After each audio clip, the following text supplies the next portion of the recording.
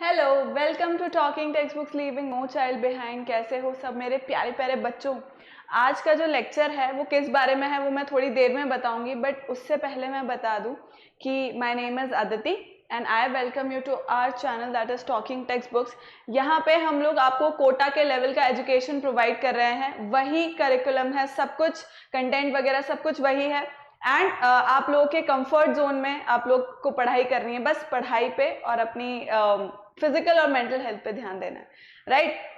So these are the different courses. 6 to 8 का जितना भी लाइक स्कूल जो ओलंपियाड्स होता है, 6 to 8 ओलंपियाड्स है, then NTSC, NSEJS, PRMO, 6 to 10 school level examinations. Good thing is that we will be starting with the zero level, that is मतलब zero level से start करके then we will be covering the NCERT और फिर जो olympiads होते हैं वो, right. So math science का ओलंपियाड की हम लोग ऐसे तैयारी कर पा रहे होंगे। क्लियर। आज का जो लेक्चर है दैट इज ट्राइंगल्स। ट्राइंगल्स हम लोग पूरा चैप्टर कंप्लीट कर चुके हैं। इफ यू रिमेंबर सारे लेक्चर्स हो चुके हैं। आज का जो लेक्चर है that is revision for that. So जिसने भी अटेंड नहीं किया, अगेन मैं कह रही हूँ, जिसने भी सारे लेक्चर्स अटेंड नहीं किए हैं वो आज का लेक्चर देख सकते हैं, सो दैट पूरे जो की पॉइंट्स हैं वो पता लग जाएंगे। और जिन्होंने किया है अटेंड उनके लिए भी बहुत अच्छा है। व्हाई? बिकॉज रिविजन हो जाएगा, अच्छा रिविजन हो जाएगा, आपको नोट मेकिंग में हेल्प मिल जाएगी। अगर कुछ पॉइंट्स होंगे जो उस वक्त क्लास के टाइम पे जब लेक्चर्स चल रहे थे तब अगर छूट गए होंगे तो वो अभी कवर अप हो जाएंगे। Clear. This is a super amazing team children जो आप लोगों को क्वालिटी लेवल एजुकेशन प्रोवाइड कर रही है एंड हम सबके लेक्चर्स अवेलेबल है टॉकिंग टेक्स्ट बुक के इस चैनल पर।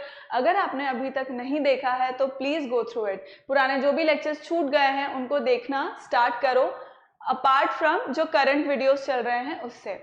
This is a general profile of mine children. I am taking 6 to 8 mathematics as well as NMTC primary and sub junior.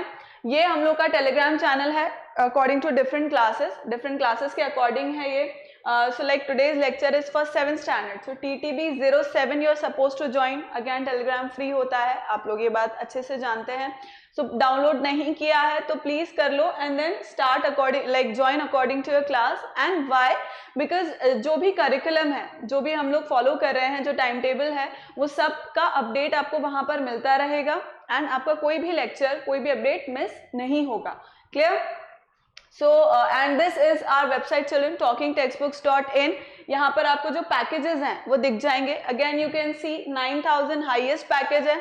6 to 8 में 9000 हाईएस्ट पैकेज होता है यहाँ पर। That is highly affordable. That is why I would ask you children to please share this information to many more students, because without your help we cannot attain the aim of leaving no child behind। जो हम लोग का tagline है, जो हम कहते हैं leaving no child behind, वो आप लोग की हेल्प के बिना पॉसिबल नहीं होगा। So please share it to many more students. आपके रिलेटिव्स हैं, फ्रेंड्स हैं, क्योंकि यू नेवर नो लाइक किस बच्चे को जरूरत है। Like it is not necessary कि अब आपको क्वालिटी लेवल एजुकेशन लेने के लिए that you have to spend a lot of money. That is not required now, because it is every child's right to have quality education. So that is why again 9000 से भी price reduce हो जाएगा if you use my code AVLIVE code अगर आप use करोगे तो उसमें 30% का डिस्काउंट हो जाएगा and this price is going to be of 6300। जो सेकंड पैकेज है of test series that will be of 2450। Clear. तब इसके अंदर क्या हो रहा है, this 6300 package is a complete package जिसके अंदर आपको study material and test series for whole long year मिल जाएगा।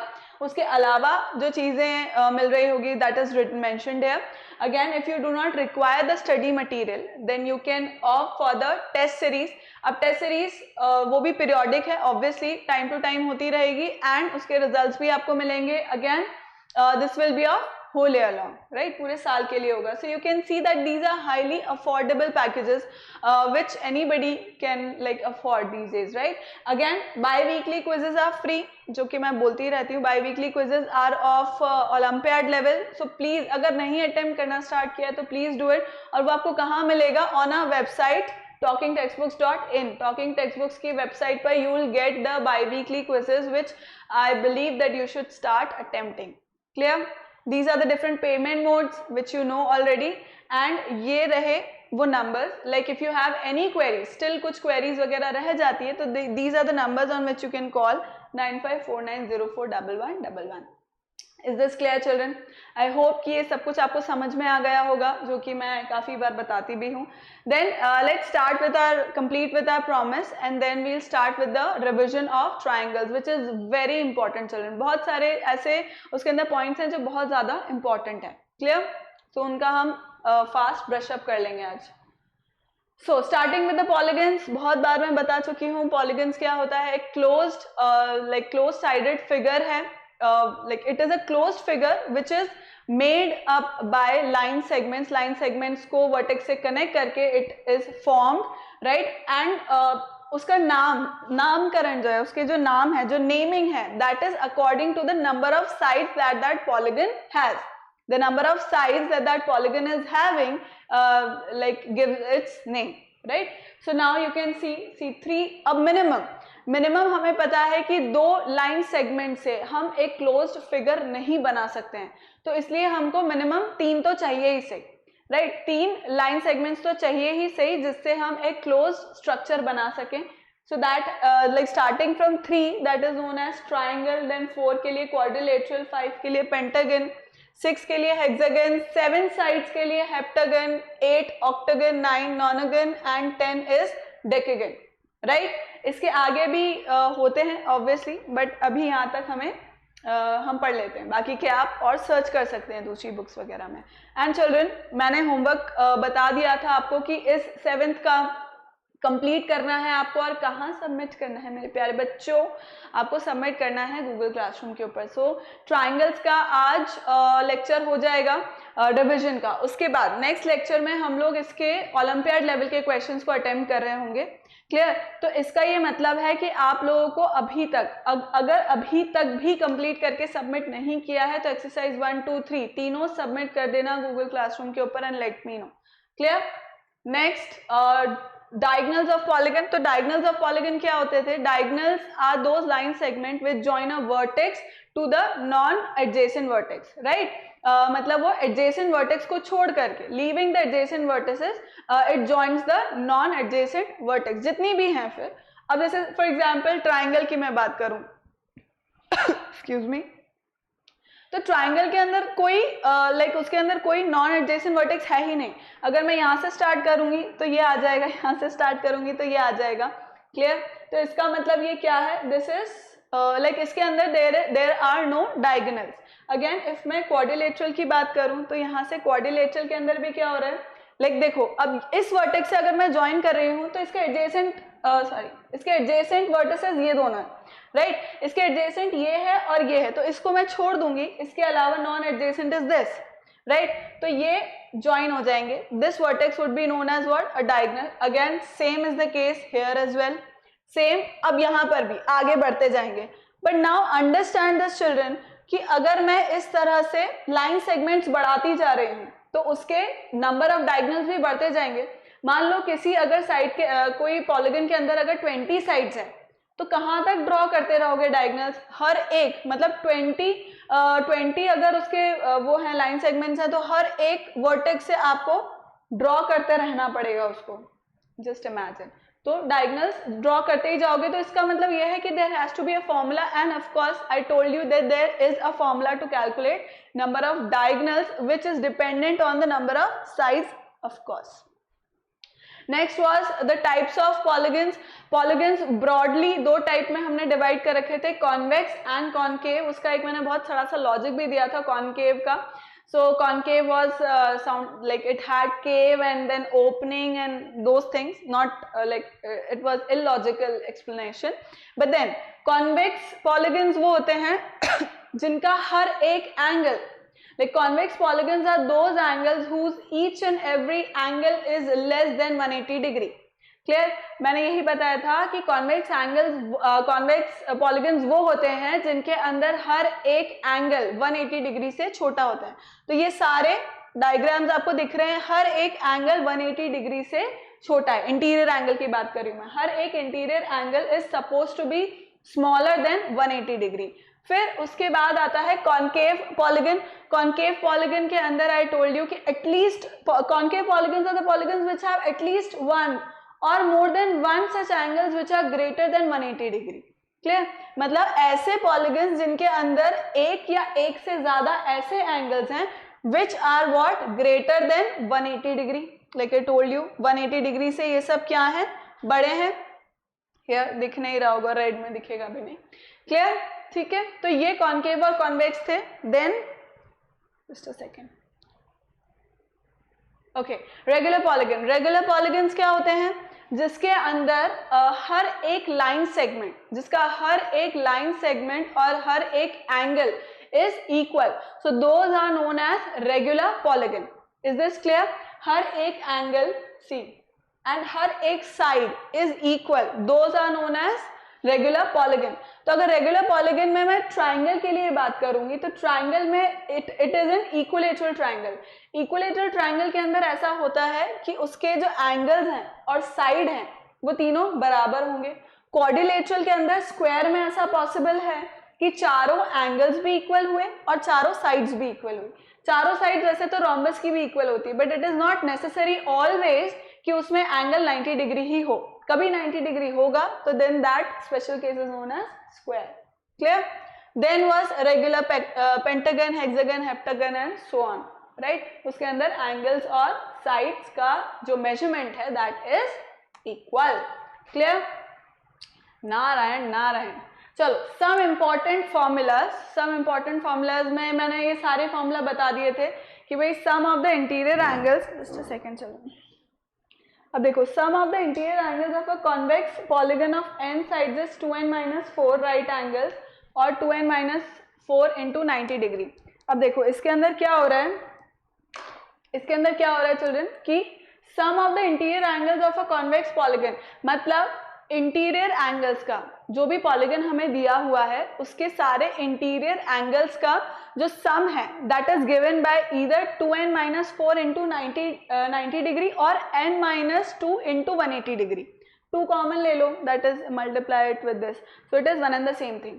Then sum of the exterior angles. अब मैंने इसका भी आपको एक लॉजिक समझाया था कि अगर आपको इंटीरियर एंगल्स और अगर मुझे एक्सटीरियर एंगल्स को अगर कैलकुलेट करना है तो वो एक्सटीरियर एंगल्स या तो मैं क्लॉकवाइज डायरेक्शन में करूंगी या एंटी क्लॉकवाइज डायरेक्शन में करूंगी, राइट? यही मैंने मतलब क्लॉकवाइज में या एंटी क्लॉकवाइज में। क्लियर है? यही मैंने समझाया था।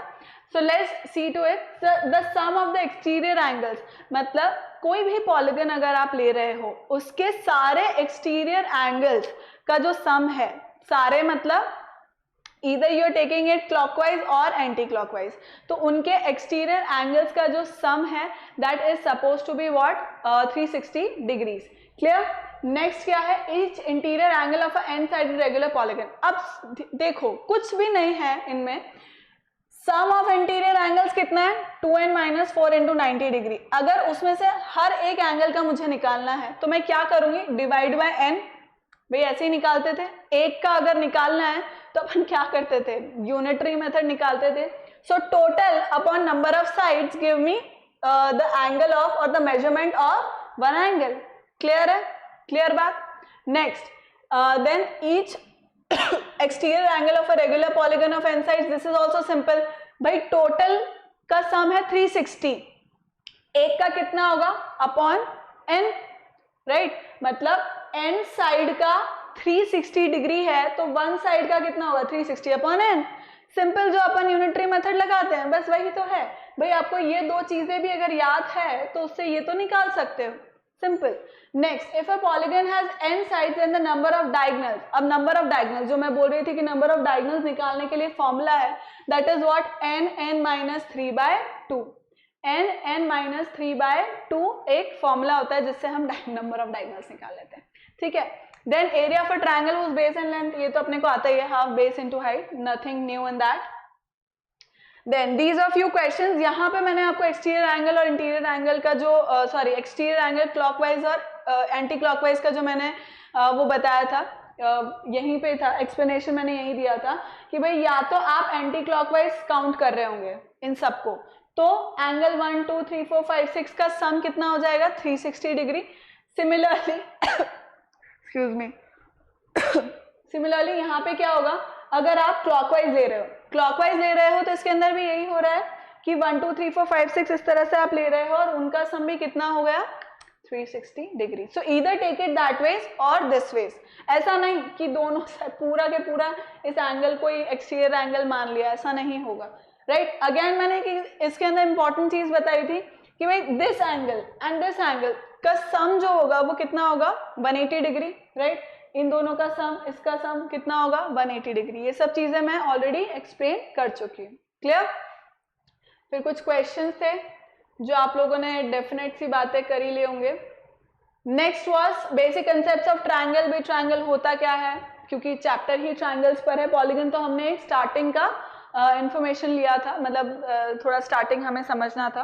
सो ट्रायंगल के अंदर क्या होता है, ट्रायंगल हैज 3 साइड्स, 3 साइड से बना हुआ होता है. 3 लाइन सेगमेंट जो इंटरसेक्ट कर रहे हैं एक दूसरे को. Right, at the end point. अब वो वहां पे इंटरसेक्ट कर रहे हैं, तो जहां इंटरसेक्ट कर रहे हैं उसको क्या बोला जाता है, let me come this side, तो उनको क्या बोला जाता है, वर्टेक्स बोला जाता है. जहां पर भी वो इंटरसेक्ट कर रहे हैं, तो ऑब्वियसली एक ट्रायंगल के अंदर कितने वर्टेक्स होते हैं, 3 वर्टेक्स होते हैं. एंगल्स कितने होते हैं, 3 एंगल होते हैं.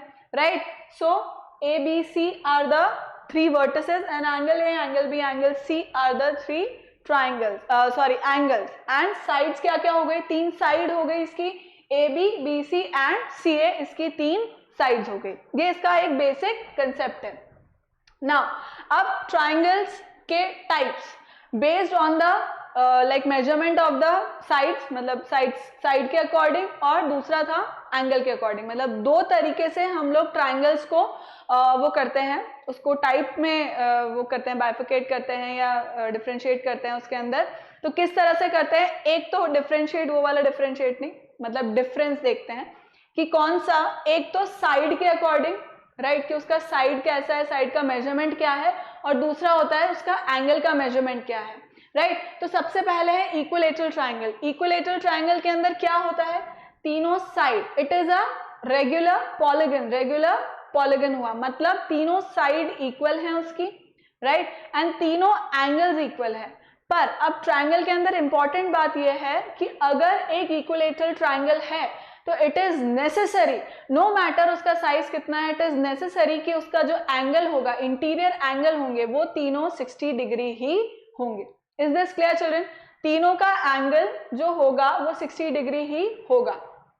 Next is isosceles triangle. अब आइसोसेलेस ट्रायंगल की क्या प्रॉपर्टी है कि उसके 2 साइड इक्वल होते हैं.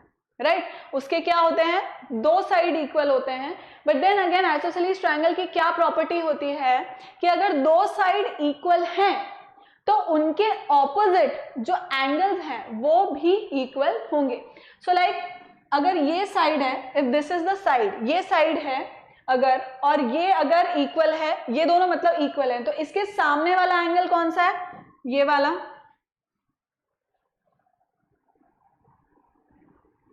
देखो इसके सामने वाला एंगल कौन सा है, ये वाला, और इसके सामने वाला एंगल कौन सा है, ये वाला. तो ये दोनों भी आपस में क्या हो गए, बराबर हो गए. आई बात समझ में. मतलब कोई भी जो 2 साइड्स में ले रही हूं, उन दोनों को अगर वो इक्वल हैं तो उनके ऑपोजिट वाले जो एंगल्स होंगे वो भी आपस में क्या होंगे, इक्वल होंगे. इसी का जो कन्वर्स है, दैट इज ऑल्सो ट्रू, कि अगर मुझे किसी ट्राइंगल के अंदर 2 एंगल्स इक्वल गिवन हैं, 2 एंगल्स अगर इक्वल गिवन हैं, तो उनके जो ऑपोजिट साइड्स होंगी वो भी आपस में क्या होंगी, इक्वल होंगी. Is this clear children. इतना हमने समझ लिया था. Next is what, scalene triangle. अब स्केलीन ट्रायंगल के अंदर क्या था कि नन ऑफ द साइड और the angle is equal. Scalene triangle के अंदर ना तो कोई साइड ना कोई एंगल इक्वल होता है. Clear. Next it is based on the measurement of the angle. तो एक तो हमने पढ़ लिया साइज के अकॉर्डिंग, दूसरा हम पढ़ेंगे उनके एंगल के मेजरमेंट के अकॉर्डिंग. तो first one is acute angle triangle. तो एक्यूट एंगल ट्रायंगल के अंदर क्या होता है कि उसका हर एक एंगल जो है, उसका हर एक angle is what, it is less than like 90 degrees. Right, हर एक angle should be less than. इससे पहले हमने लाइंस एंड एंगल्स पढ़ा था. सो इफ यू रिमेंबर, हमने वहां पर एक्यूट, ऑब्ट्यूज और राइट एंगल ट्रायंगल के बारे में बात करी थी. तो acute angle triangle, the name suggest कि तीनों एंगल्स जो होंगे वो क्या होंगे, that will be less than 90 degree. ठीक है, तीनों एंगल्स 90 डिग्री से कम होंगे. Next next is right angle triangle. Right angle triangle के अंदर क्या हो रहा है, that one angle is suppose to be 90 degree. तीनों एंगल में से एक एंगल 90 डिग्री होना जरूरी है। अब इसी के अंदर इंपॉर्टेंट कंक्लूजन क्या आते हैं कि टोटल सम ट्रायंगल के तीनों एंगल्स का सम 180 डिग्री होता है। ये हम बचपने से पढ़ते आ रहे हैं, आगे भी पढ़ेंगे, अभी इसी लेक्चर में और रिवाइज भी कर लेंगे। बट तीनों एंगल्स का सम हमेशा 180 डिग्री होता है, क्लियर, ट्रायंगल्स का। अब उसके अंदर से अगर 90 ऑलरेडी मेरे पास आ चुका है तो बाकी बचा 90। अब कोई दूसरा एंगल, ट्रायंगल के अंदर दूसरा एंगल 90 डिग्री तो हो नहीं सकता, है ना, क्योंकि वो ट्रायंगल ही कैसे बनेगा फिर भाई। दूसरा एंगल, तीसरा एंगल अगर 0 डिग्री हो गया तो it won't be a triangle, then वो ट्रायंगल बनेगा ही नहीं। सो इट इज नेसेसरी कि भाई बाकी के जो दो बचे हुए एंगल्स है ना, they are suppose to be acute triangles, acute angles, right. मतलब बाकी के जो दो बचे हुए एंगल्स हैं उनको एक्यूट एंगल होना जरूरी है, तभी वो एक राइट एंगल ट्रायंगल बनेगा। क्लियर है कि भाई ये अगर 90 डिग्री है, एक एंगल अगर 90 डिग्री है तो बाकी के दोनों एंगल्स को एक्यूट एंगल होना पड़ेगा। क्लियर है। सो दो एक्यूट एंगल होंगे भाई, 90 डिग्री है अगर तो ऑब्ट्यूस एंगल भी उसके अंदर नहीं हो सकता, ना ऑब्ट्यूस हो सकता है ना 90 डिग्री हो सकता है, उसके अंदर सिर्फ दो एक्यूट एंगल ही और हो सकते हैं। अगेन इंपॉर्टेंट बात क्या है राइट एंगल ट्रायंगल की, भाई 90 डिग्री है तो 90 डिग्री के सामने वाला जो भी एंगल 90 डिग्री है वो सबसे बड़ा है, राइट, वो सबसे बड़ा है भाई। ट्रायंगल के अंदर 90 डिग्री अगर एंगल है तो वो सबसे बड़ा है, तो उसके सामने वाला साइड भी एक ट्रायंगल के अंदर सबसे बड़ा होगा। ये अपन इनइक्वालिटी के अंदर वापस से अभी पढ़ेंगे, मतलब जब उसके बारे में बात करेंगे, ऑल्दो आज ही, अभी ही, राइट। तो ये AC क्या हुआ, 90 डिग्री के सामने वाला जो साइड होता है उसे क्या बोलते हैं, हाइपोटेन्यूज बोलते हैं, and then it is the longest side in a right angle triangle. Clear. Next अब बात करते हैं अपन ऑब्ट्यूज एंगल ट्रायंगल। अब ऑब्ट्यूज एंगल ट्रायंगल के अंदर भी यही चीज है कि उसका जो एक एंगल है, one of its angle should be obtuse, means greater than 90 degree and less than 180 degrees। तो एक एंगल उसका 110, मतलब 110 120 कुछ भी, पर 180 डिग्री से छोटा और 90 डिग्री से बड़ा होना चाहिए। Is this clear.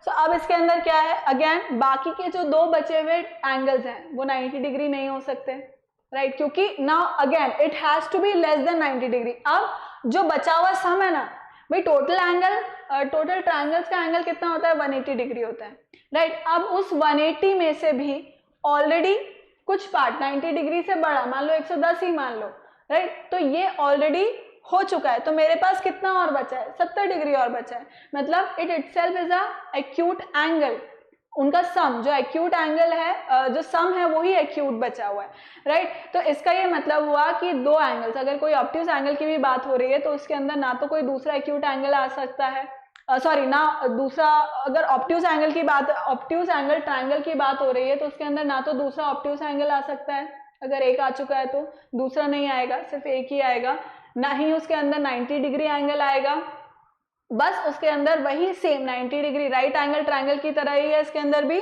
सिर्फ दो एक्यूट एंगल्स ही आएंगे। क्लियर है, इतनी बात रामायण समझ में आ रही है। Next interior of a triangle. अब इंटीरियर क्या होता है, वो सारे पॉइंट्स जो एक ट्रायंगल के अंदर आते हैं, वो सारे पॉइंट्स जो एक ट्रायंगल के अंदर आते हैं उसको क्या बोला जाता है, interior of an angle. Next is what, exterior of a triangle. अब एक्सटीरियर ऑफ अ ट्रायंगल में क्या है, जो भी ट्रायंगल के बाहर आ रहे हैं उन सबको क्या बोला जाता है, exterior of triangle. Then triangular region, the interior of a triangle together with the triangle itself is called the triangular region। मतलब जो ट्रायंगल के ऊपर आ रहा है और जो ट्रायंगल के अंदर आ रहा है, those are known as a triangular region। Clear. Next median. अब मीडियन मैंने बताया था क्या होता है, median is like a vertex, sorry it is a line segment जो एक वर्टेक्स से कनेक्ट करती है और सामने वाले लाइन सेगमेंट को बाइसेक्ट कर देती है, that is known as a median. First thing, मैं थोड़ा साइड में हो जाती हूँ ताकि आप लोग को दिखता भी रहेगा। एंड अगेन मीडियन मैक्सिमम कितनी हो सकती है, 3 हो सकती है, मिनिमम 2, मतलब 1, मिनिमम तो क्या है 1 होगी से, राइट। सो मैक्सिमम मीडियंस कितनी हो सकती है, 3 हो सकती है। And the place where median intersects, मतलब किसी भी ट्राइंगल के जो मीडियन है वो जहां पर इंटरसेक्ट करेगी, that point, that intersection point of median is known as centroid. ठीक है। So such a line segment which joins a vertex and bisects the line segment opposite to it, that is known as a median, and the intersecting point of median is known as centroid. Again median का एक important, centroid का एक important वो क्या होता है, property क्या होती है, सेंट्रॉइड की एक इंपॉर्टेंट प्रॉपर्टी क्या होती है कि it divides the median in the ratio of 2:1, मतलब ये 2:1 के रेशियो में इसको डिवाइड कर देती है। क्लियर। देखो G डिवाइड्स, अब centroid is denoted bye G, centroid is denoted bye G, so G divides the median in a ratio of 2:1, यहाँ पे लिख ही रखे हैं सारे। Clear, is this clear? Next करें।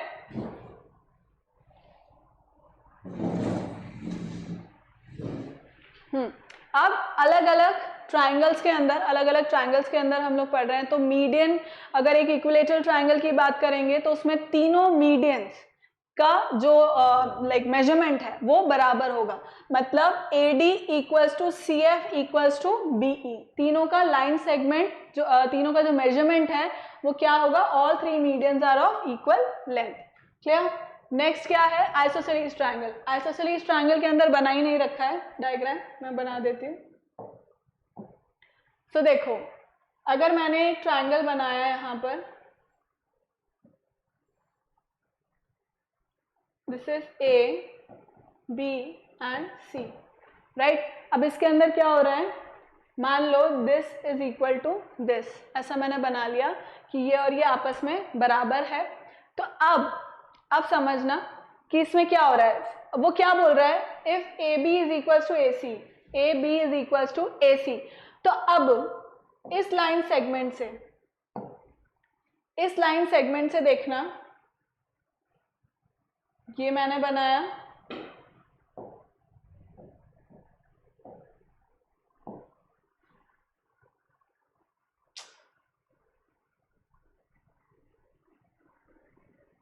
ये BE, और इसके B के सामने वाला, मतलब सॉरी AC के सामने वाले से वर्टेक्स है, क्योंकि ये लाइन सेगमेंट इक्वल है इसके, तो इसके इस लाइन सेगमेंट के सामने वाला वर्टेक्स है और ये लाइन सेगमेंट है, इसके सामने वाले वर्टेक्स से इसके ऊपर जो मीडियन बनेगा वो आपस में क्या होंगे, बराबर होंगे। Let's say this is F। Clear. तो ये आपस में क्या हो गए, बराबर हो गए। तो जो भी लाइन सेगमेंट इक्वल हैं, राइट, जो भी लाइन सेगमेंट इक्वल हैं उसके करस्पॉन्डिंग वाले जो मीडियंस होंगे वो बराबर होंगे। मतलब अगर ये लाइन सेगमेंट इक्वल है तो इसके सामने वाले वर्टेक्स से जो लाइन सेगमेंट इसके ऊपर बना, जो मीडियन इसके ऊपर बना, सिमिलरली इसके सामने के वर्टेक्स से जो इसके ऊपर मीडियन बना वो आपस में क्या हो जाएंगे, इक्वल हो जाएंगे। Then it is of scalene triangle. Scalene triangle के अंदर कोई मीडियन एक दूसरे से बराबर नहीं है। ठीक है। अब अगर मैं इसका वो बनाना चाहूं,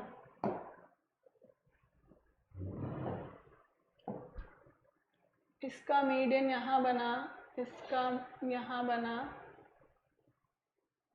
राइट, तो कोई भी किसी से बराबर नहीं होगा। क्लियर है।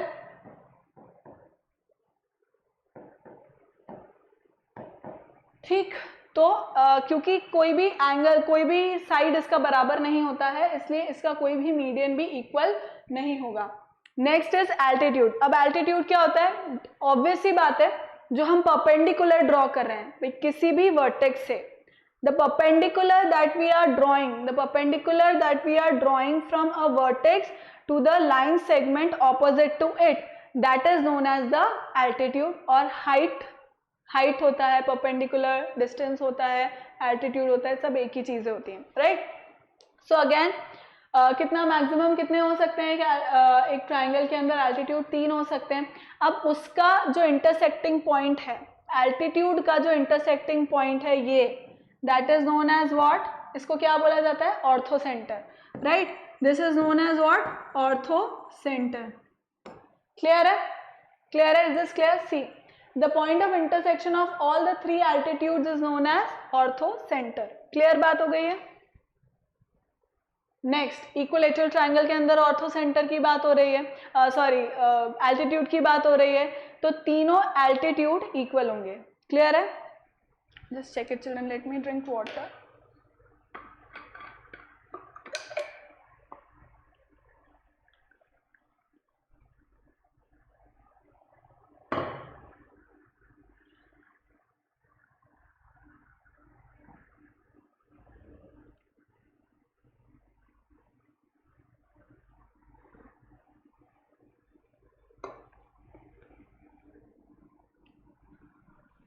Right, so in equilateral triangle जो तीनों एल्टीट्यूड्स हैं वो क्या होंगे? तीनों बराबर होंगे।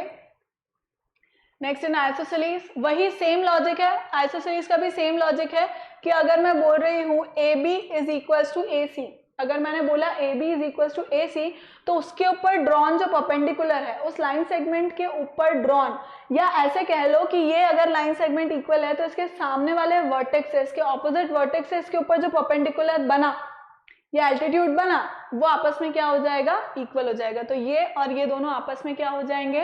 इक्वल हो जाएंगे। See A B equals to A C, तो B F is equals to C F हो गया।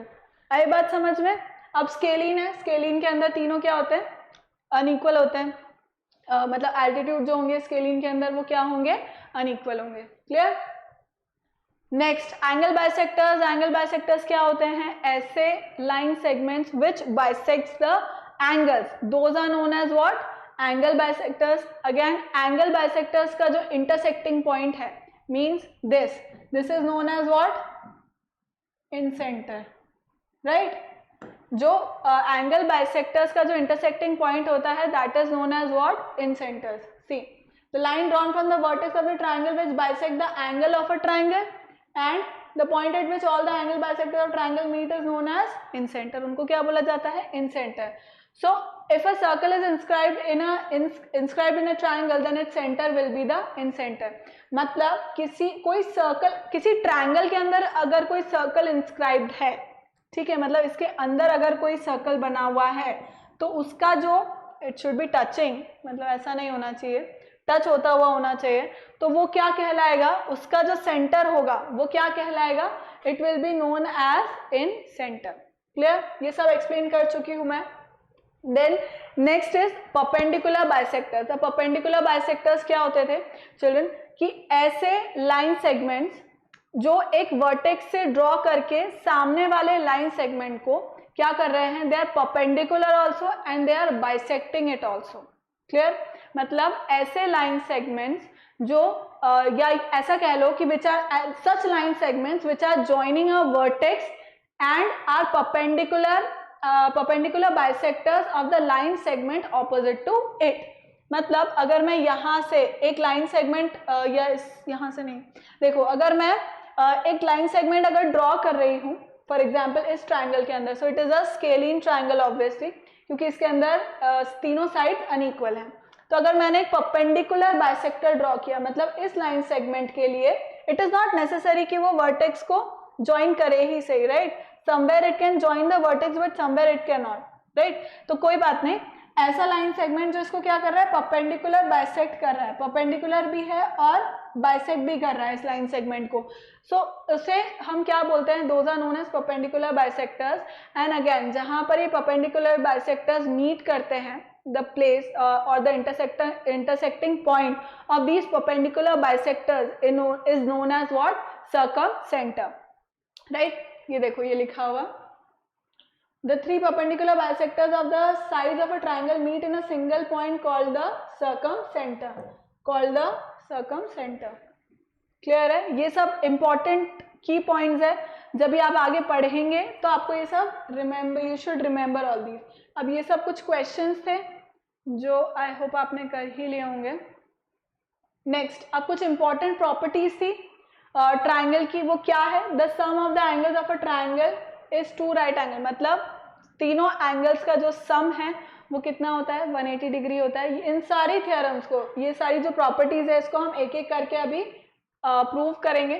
सो first property, the sum of the angles of a triangle is two right angles और 180 डिग्री। तो इसको मैंने कैसे प्रूव कराया था कि भाई देखो हमने कंस्ट्रक्शन लिया था कि भाई दो लाइंस पैरेलल हैं एक दूसरे से and this is a transversal, तो this angle will be equal to this angle and again this angle will be equal to this angle. फिर मैंने क्या बता दिया था कि भाई this and this are what, these three are what, basically they are aligned। तो इन तीनों का सम कितना हुआ 180 डिग्री, इन तीनों का सम कितना हुआ 180 degree.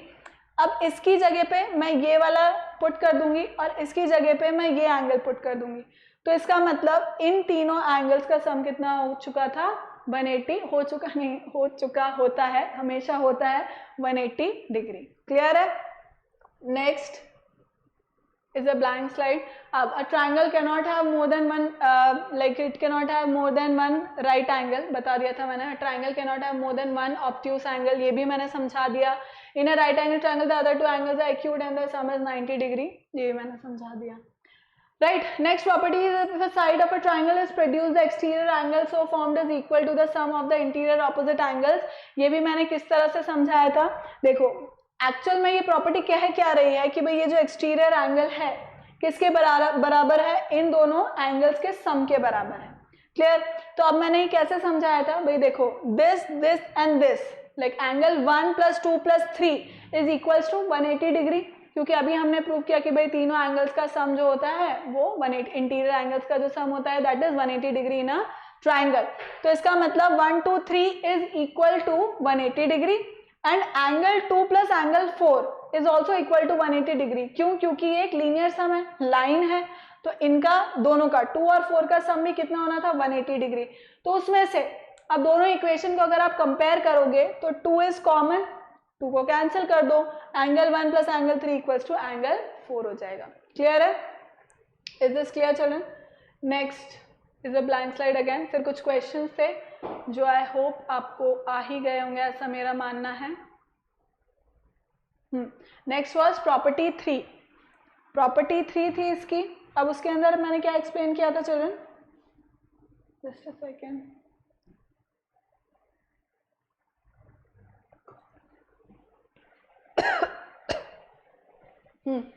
So next property was in any triangle an exterior angle is greater than either of the interior opposite angles।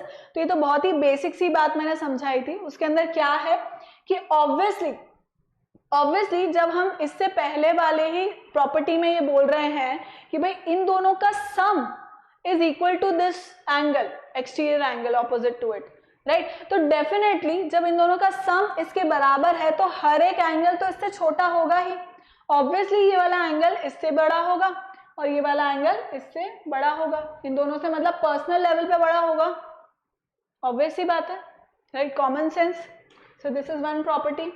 Next was angles opposite to equal sides of a triangle are equal. या isosceles triangle के लिए बताया था मैंने।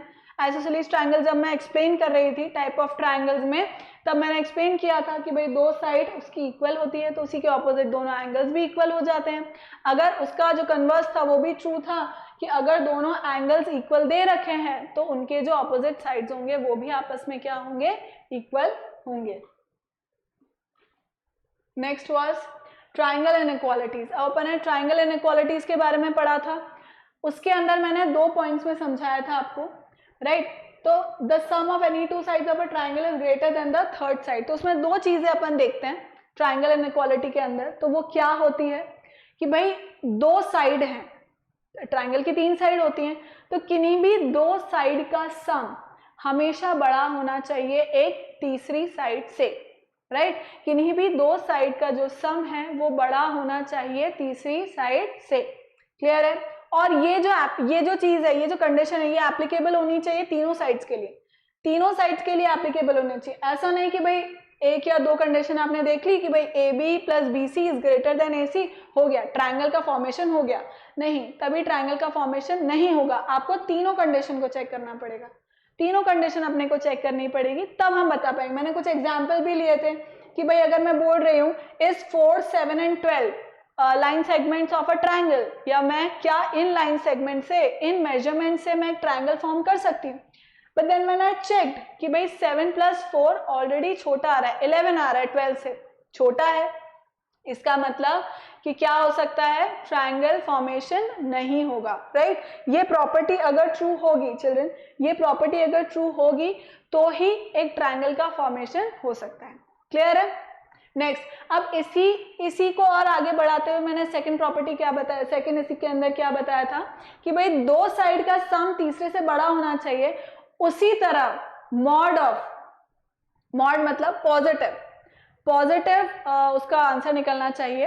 सो like subtraction of two side should be less than the third side. कैसे, यहाँ पे लिख रखा है मैंने, ये देखो, ऑल्दो यहाँ क्वेश्चन आना था बट मैंने एक्सप्लेन यही कर दिया था आपको कि भाई दो लाइन सेगमेंट्स का subtraction should be less than the third side. Clear है? और उसमें मैंने मॉड लगा दिया था because I wanted it to be positive. ठीक है, मुझे वो पॉजिटिव चाहिए था। Just a second.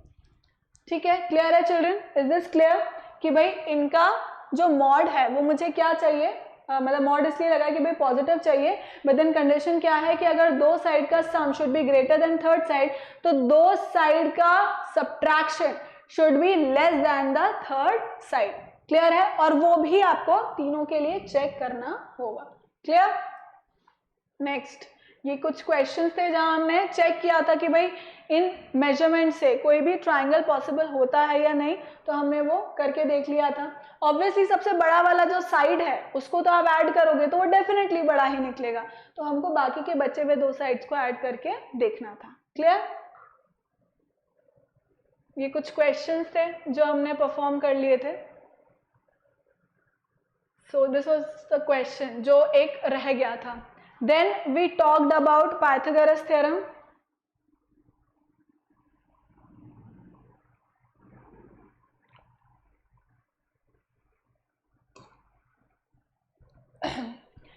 Yes, next we talked about Pythagoras theorem. Children, Pythagoras theorem को प्रूफ मैंने कहा था कि विजुअल प्रूफ मैं कभी दिखाऊंगी आपको उसका, बट अभी के लिए जो ज़रूरी है वो ये है कि पाइथागोरस थ्योरम से प्रूफ, जो फाइनल प्रूफ निकला था वो ये था कि अगर आप किसी राइट एंगल ट्रायंगल को लेते हैं तो उसका जो हाइपोटेन्यूज है उसका square is equal to the sum of the square of the remaining two sides.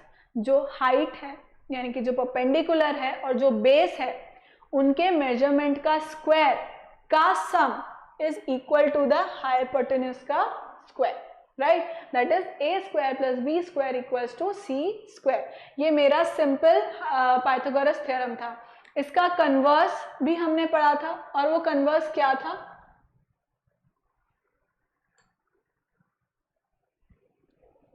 उसका कन्वर्स क्या था कि भाई अगर मुझे कोई राइट एंगल ट्रायंगल, मुझे मतलब ऐसा नहीं बोल रहा, कोई ट्रायंगल दे दिया है and it is not telling me that it is a right angle triangle. वो मुझे नहीं बता रहा कि ये राइट एंगल ट्रायंगल है, उसने बस मुझे तीन मेजरमेंट्स दे दिए, राइट? पर अगर वो तीन मेजरमेंट जो साइड्स दिए हुए हैं, राइट, जो ट्रायंगल की तीनों साइड दी हुई हैं, अगर वो इस कंडीशन को फुलफिल कर रही हैं, मतलब कि उसकी जो सबसे बड़ा साइड है उसका square is equal to sum of the squares of the remaining two sides, तो इसका मतलब वो इसको फुलफिल कर रहा है, इस कंडीशन को फुलफिल कर रहा है। इसका मतलब कि वो जो मेजरमेंट्स हैं वो एक राइट एंगल ट्रायंगल के हैं और वो एक राइट एंगल ट्रायंगल को फॉर्म कर रहे हैं। इस तरह से मैंने समझाया था। क्लियर है? ये भी समझ में आ गया था converse. Then next was Pythagorean triplet. अब पाइथागोरियन ट्रिपलेट मतलब ऐसे तीन नंबर्स का ग्रुप जो क्या बनाते हैं, जो क्या करते हैं बेसिकली, फर्स्ट ऑफ ऑल तो ये a square plus b square equals to c square की जो प्रॉपर्टी है, राइट, उसको ये वेरीफाई करते हैं, राइट? ये जो थ्योरम है उसको ये वेरीफाई करते हैं। मतलब अगर इन नंबर्स के मैं सम ले लूंगी, मतलब स्क्वायर्स का सम करूंगी, तो वो तीसरी साइड के स्क्वायर के बराबर आ जाएगा, तो वो फुलफिल कर रहे हैं उस इक्वेशन को। इसका मतलब वो क्या कहलाएंगे? Pythagorean triplet. मतलब कि वो एक राइट एंगल ट्रायंगल फॉर्म करेंगे। क्लियर है? वो उन्हीं नंबर्स को हम पाइथागोरियन ट्रिपलेट बोलते हैं, जो नंबर्स क्या करते हैं, एक राइट एंगल ट्रायंगल बनाते हैं। वो हम कैसे चेक करते हैं?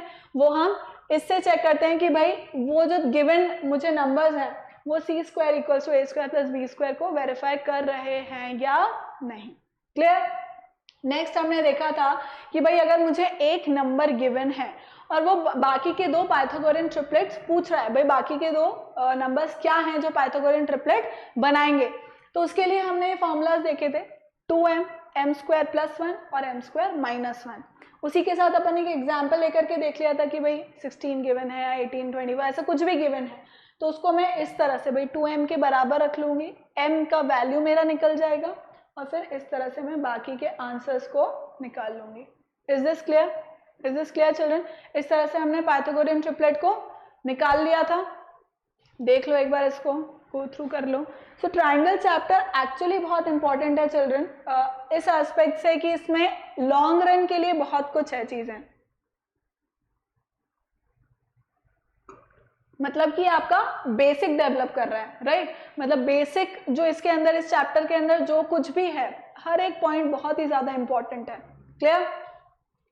सो दिस वाज इट। अब इसके अंदर कुछ और इंपॉर्टेंट थ्योरम्स थी जिसका हमें डायरेक्ट एप्लीकेशन था, मतलब डायरेक्ट जो फॉर्मूला है उसका एप्लीकेशन हमारे लिए था कि भाई कोई एक ट्राइंगल गिवन है, उसके किन्हीं भी दो एंगल्स के एंगल बाइसेक्टर्स एक जगह अंदर इंटीरियर पे मीट किए। एंगल बाइसेक्टर्स अगर किसी ट्राइंगल के मीट कर रहे हैं कहीं पर, तो उसको क्या कहा जा रहा है? इन सेंटर, राइट? तो उसका जो इंटीरियर एंगल होगा, राइट? फॉर एग्जांपल ABC एक ट्राइंगल था, अब B और C से अगर मैंने जो उसके एंगल बाइसेक्टर्स थे उसको मीट करा दिया O पर, तो इस एंगल BOC को कैसे निकालना था? It was equal to 90 degree plus half angle A, 90 degree plus half angle A interior angle के लिए, ठीक?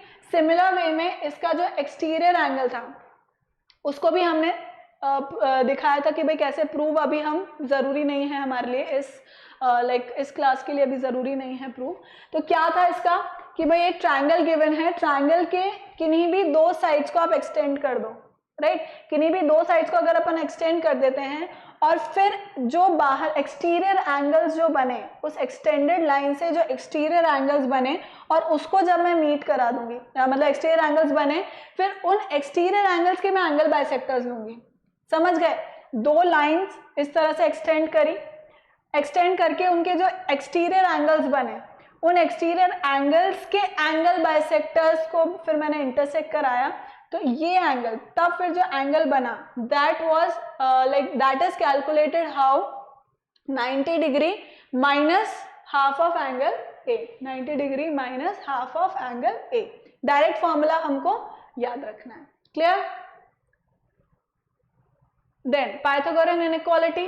पाइथागोरियन इनइक्वालिटी के बारे में अपन ने क्या पढ़ा था कि इसके अंदर अगर राइट एंगल ट्रायंगल की बात हो रही है, अगर राइट एंगल ट्रायंगल के बारे में हम बात कर रहे हैं, तो उसका डायरेक्ट जो वो है फॉर्मूला वो यही है कि भाई a² + b² = c², जो पाइथागोरस थ्योरम हमारी है, राइट? बट देन अगेन अगर हम एक्यूट एंगल के लिए बात कर रहे हैं, अगर हम एक्यूट एंगल के लिए बात कर रहे हैं, तो पाइथागोरियन इनइक्वालिटी क्या कहती है कि भाई दो साइड के स्क्वायर का sum is what? It is greater than the third side, it is greater than the square of the third side. यहाँ पे मैंने ये एक्सप्लेन कर रखा है, भाई दो साइड लिया, एक एक्यूट एंगल ट्रायंगल है, मतलब तीनों एंगल्स का मेजरमेंट जो है वो 90 डिग्री से छोटा है, तो इसका मतलब तीनों जो साइड्स हुई, राइट, तीनों जो साइड्स हुई उसमें a² मतलब दो साइड का जो स्क्वायर होगा, सम, स्क्वायर का जो सम होगा that will be greater than the square of the third side. Whereas इसी के उलट ऑब्ट्यूस एंगल ट्रायंगल के अंदर क्या होगा? पाइथागोरियन ट्रिपलेट पाइथागोरियन जो इनइक्वालिटी है वो किस तरह से लगेगी कि भाई जो भी एंगल ऑब्ट्यूस है ना, मान लो ये एंगल ऑब्ट्यूस था, ठीक है, लेट्स से 120 डिग्री, तो अब इसके अंदर मैंने ये चीज बताई थी कि भाई अगर किसी भी ट्रायंगल के अंदर कोई भी एंगल अगर बड़ा है, कोई भी एंगल अगर बड़ा है मेजरमेंट में, तो उसके सामने वाला जो साइड है, उसके सामने वाला जो साइड है वो भी क्या हो जाएगा? बड़ा हो जाएगा। उसके सामने वाला जो साइड होगा वो भी तीनों साइड के रिस्पेक्ट में सबसे बड़ा हो जाएगा, राइट? इसीलिए अगर आपको राइट एंगल ट्रायंगल याद हो, तो राइट एंगल ट्रायंगल के अंदर 90 डिग्री होता है, 90 डिग्री के सामने वाला साइड होता है, उसके जस्ट ऑपोजिट वाला साइड होता है हाइपोटेन्यूज, और मैंने कहा था कि hypotenuse is the longest side in a right angle triangle, तो ये ट्रू है बाकियों के लिए भी, बाकी चीजों के लिए भी ये ट्रू है। किस तरह से कि भाई किसी भी ट्रायंगल के अंदर अगर कोई भी एंगल बड़ा है तीनों के मेजरमेंट से, तो उसके सामने वाला जो साइड होगा वो भी बड़ा होगा। Same is the case with side, मतलब उसका जो कन्वर्स है वो भी ट्रू है कि भाई अगर 3 साइड मुझे दी हुई है, उसमें से कोई भी साइड अगर सबसे ज्यादा लंबी है तो उसके सामने वाला जो एंगल होगा वो भी तीनों के रिस्पेक्ट में सबसे ज्यादा बड़ा होगा। क्लियर? तो अब अगर मुझे गिवन है मतलब कि सी जो है वो इन दोनों बाकी दोनों साइड से बड़ी है, तो अब इसके अंदर पाइथागोरस इनइक्वालिटी क्या कहती है कि भाई दोनों बाकी बची हुई साइड्स के स्क्वायर का जो सम है वो छोटा होगा तीसरी साइड के स्क्वायर से। क्लियर है? Is this clear children? Right, ये सब मैं एक्सप्लेन कर चुकी थी।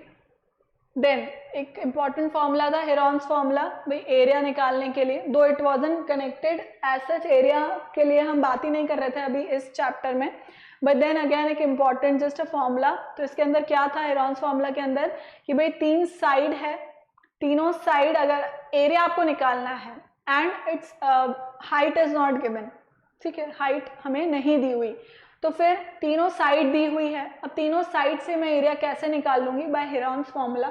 उसके अंदर मुझे क्या करना था, सबसे पहले फर्स्ट स्टेप था कि सेमी पेरीमीटर निकालना है। सबसे पहला स्टेप है सेमी पेरीमीटर निकालना, मतलब कि पेरीमीटर अपॉन 2, यानी कि तीनों साइड जो मुझे दी हुई है क्वेश्चन के अंदर उसका सम करके उसको डिवाइड बाय 2 कर देना है और फिर इस फॉर्मूला में पुट कर देना। That is equal to S, मतलब उसको एस से डिनोट किया जाता है, that semi perimeter is denoted by S. And then उसको हम इस तरह से फॉर्मूला के अंदर, मतलब square root of what, S minus A, मतलब जो सेमी पेरीमीटर था minus A, then semi perimeter minus B, semi perimeter minus C, इस तरह से करना था। क्लियर है? Right. Next was few questions which I asked you to do and I hope you did them. So this was it for today children. Thank you so much for watching. Keep liking, keep subscribing and keep sharing. Remember to hit the bell icon so that you remain notified for all our upcoming awesome videos. Remember to use my code AVLIVE to get 30% of discount. And yes children, next जो lecture होगा that will be on the questions of Olympiad level, right? Olympiad level के जो questions होंगे उसके ऊपर होगा. Clear? Bye bye.